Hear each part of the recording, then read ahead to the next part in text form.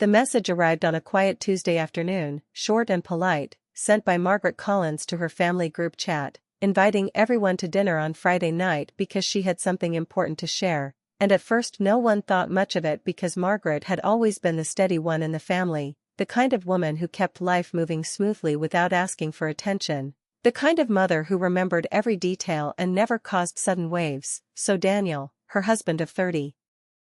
years, assumed it was something simple like a travel plan or a family announcement, while their son Ethan barely glanced at it between work emails, and their daughter Lily felt only mild curiosity. Yet as Friday came closer, a quiet tension seemed to follow Margaret through the house, the way she paused longer at windows, the way she folded laundry with extra care, the way she smiled but didn't linger. And on Friday evening the house looked warmer than usual, candles lit softly on the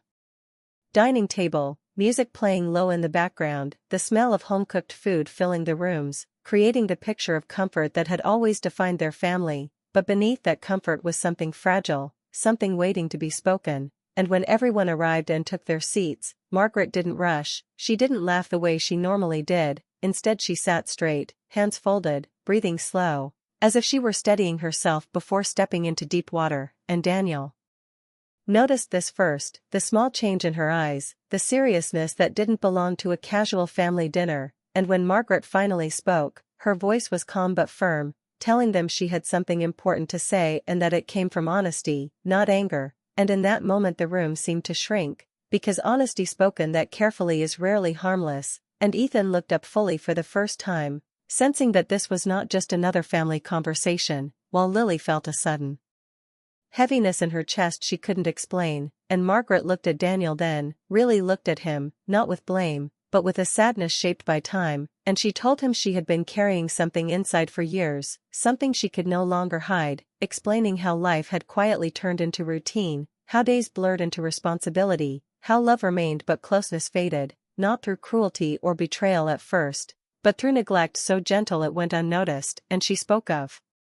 feeling unseen, not abandoned, but overlooked, like a person slowly disappearing in a room full of people, and as she spoke, Daniel's confusion grew, because he had never stopped providing, never stopped showing up, yet he realized in that moment that showing up physically was not the same as being emotionally present, and Margaret continued, explaining that she hadn't planned for anything to change, hadn't gone looking for comfort elsewhere, but life has a way of opening doors when silence grows too loud, and she met someone who listened, who noticed her thoughts, who made her feel heard again, and she admitted she crossed a line, not with details, not with drama, just with truth, owning her mistake without excuses, and the room fell completely silent, the kind of silence that presses against the ears, where no one knows how to breathe properly, and Lily's eyes filled with tears as she tried to reconcile the mother she loved with the woman standing before her now, brave and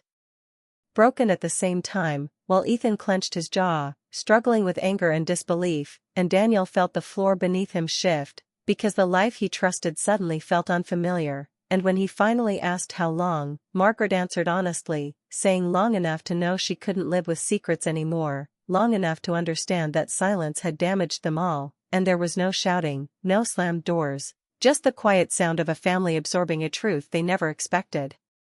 to hear. And when Margaret said she wasn't asking for forgiveness that night but asking for change,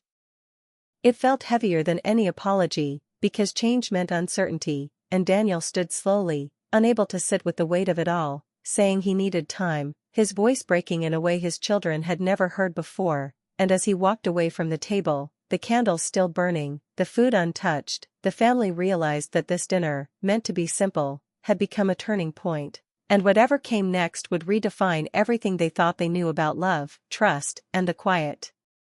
cost of being unseen. The days after the dinner felt unreal, as if the Collins family had stepped into a different version of their own life, because part 2 began not with shouting or blame but with the heavy quiet that follows a truth spoken too late, and Margaret moved through the house like a careful guest, waking early, making coffee, keeping herself busy so she would not drown in her thoughts, while Daniel barely slept, spending long hours staring at the ceiling in the guest room, replaying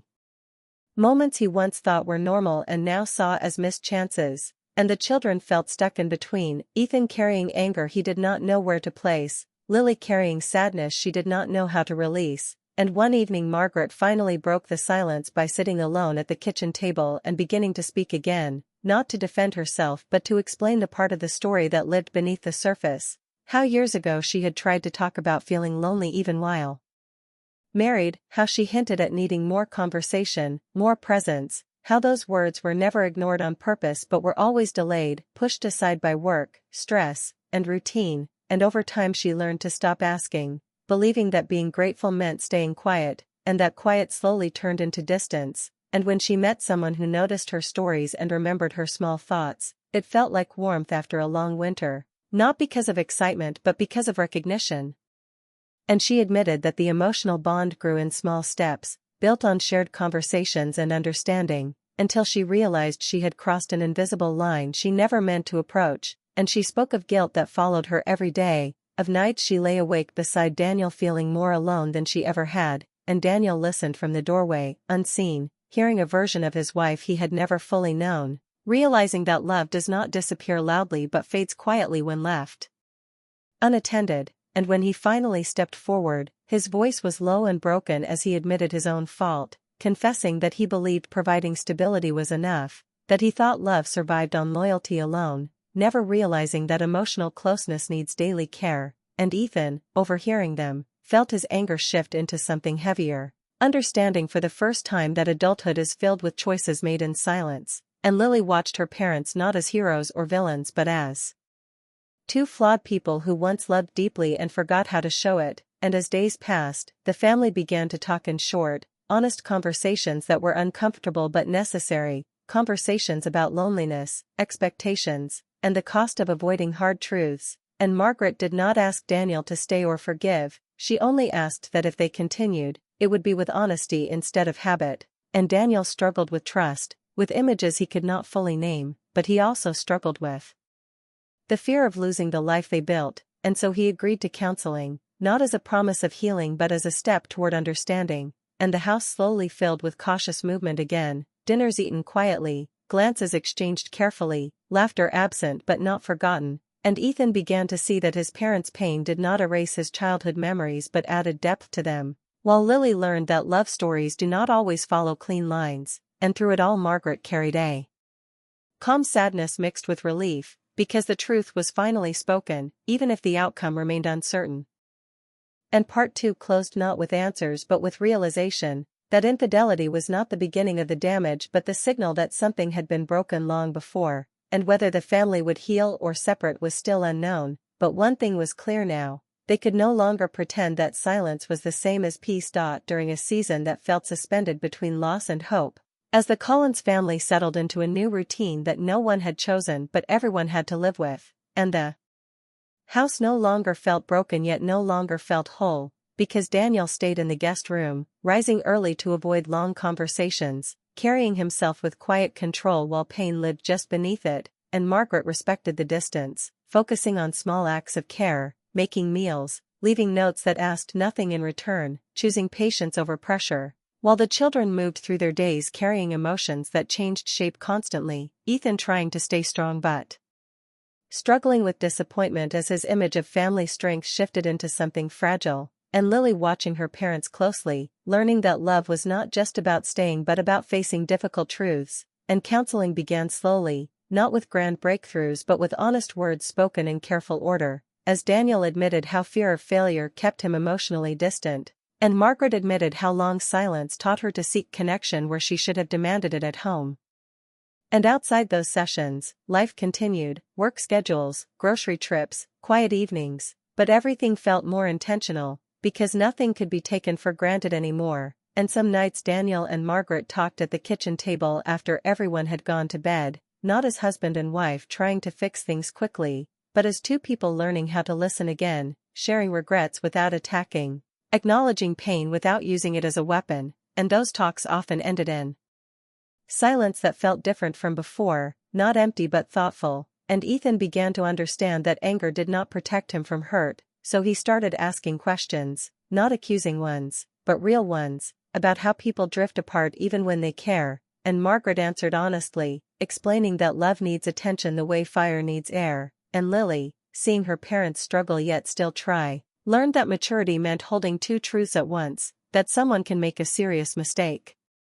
and still be capable of change, and as weeks passed, trust did not return suddenly, but small signs appeared, Daniel choosing to sit beside Margaret during family dinners again, Margaret choosing transparency in every detail of her day, not because she was forced but because she wanted to rebuild something real, and there were setbacks, moments when Daniel's doubt resurfaced, when Margaret's guilt grew heavy, but instead of turning away, they spoke, even when words were difficult, and the family slowly found a rhythm built on honesty rather than comfort, and one quiet afternoon, Daniel admitted that the pain had changed him, but not only in negative ways, because it forced him to see what he once ignored, and Margaret admitted that facing the consequences of her actions had humbled her more than anything else in life, and through these shared reflections, the children saw growth not as perfection but as responsibility, and by the end of part 3, nothing was fully healed, but something important had shifted. The family was no longer frozen in shock or trapped in blame. They were moving forward carefully, aware that the future was uncertain but also aware that truth, once spoken, had given them a chance to rebuild something stronger than silence ever allowed, the way most life-changing moments do, with Margaret sitting alone at the kitchen table early one morning, sunlight falling across the floor as her phone vibrated with a message she had been expecting but hoping would not arrive so soon, a message from the person who had once made her feel seen, written with care and respect, saying he understood her situation, that he would not interfere, that what they shared had been real but that he would step away if her family needed her, and Margaret read it slowly, feeling not excitement but clarity, because for the first time in years she knew exactly what she wanted, not escape, not comfort, but truth and responsibility. And she realized that the connection she once leaned on had served its purpose by showing her what was missing, not by replacing what mattered most, and that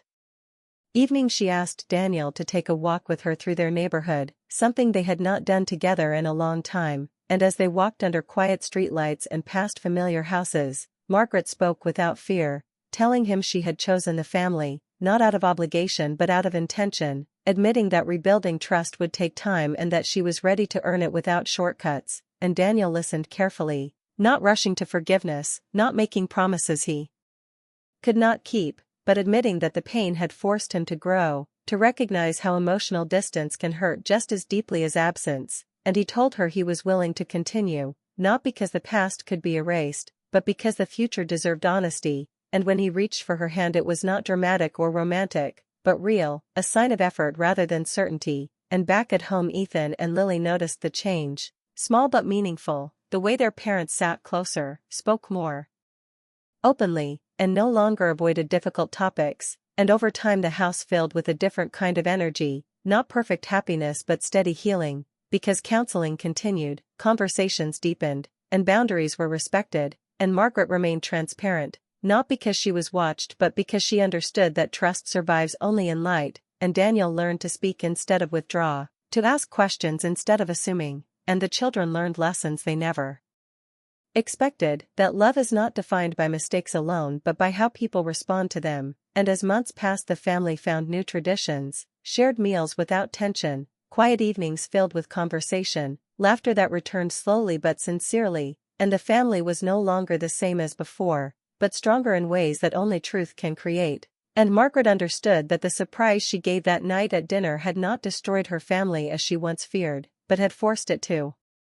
wake up, to face long-ignored wounds, and to rebuild with intention instead of habit, and in the end what changed their family forever was not infidelity itself, but the courage to confront loneliness, to accept responsibility, and to choose growth over silence. And as the Collins family moved forward, imperfect but united, they learned that love does not mean never falling, it means choosing, again and again, to stand up together when everything has already been laid bare.